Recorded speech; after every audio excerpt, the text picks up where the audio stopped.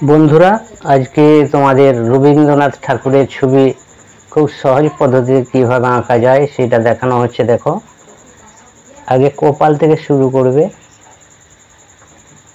কপাল হলো, তারপরে আস্তে করে নাকটা করে নেওয়া হলো, এরপরে গোঁপটা এইভাবে ছেড়ে দেওয়া হলো। এরপরে এখান থেকে হালকা নামিয়ে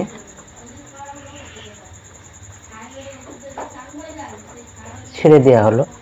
এখন এইদিকে চুলটাকে তোমাদের এইভাবে এনে হালকা করে ঘুরিয়ে রেখে দেওয়া হলো। এখন যেটা তোমাদের করতে হবে, চুলের পোর্শনটা কপাল থেকে এইভাবে টেনে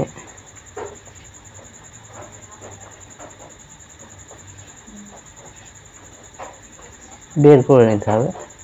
এবার গোঁপের পোর্শনটা এভাবে বের করে নিতে হবে।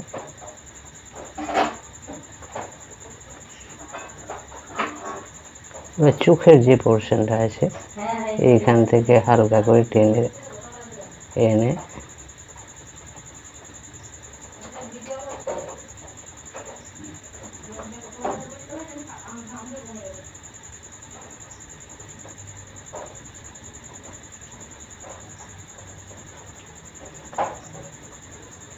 এভাবে বুকের পোর্শন, এবার জামার পোর্শন, দাড়ি তোমাদের এইভাবে আস্তে আস্তে দিয়ে আসতে হবে।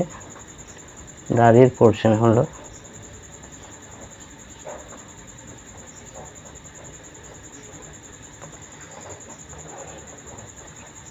এবারে জামার যে পোর্শনটা আছে এভাবে কয়েকটা দাগ কেটে আমাদের বুঝিয়ে দিল।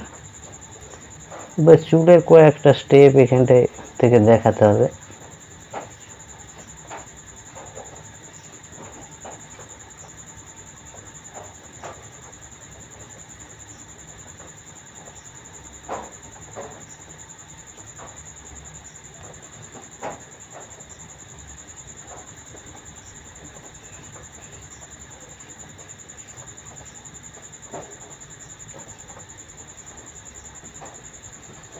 তোমাদের কেমন লাগলো কমেন্ট করে জানিও।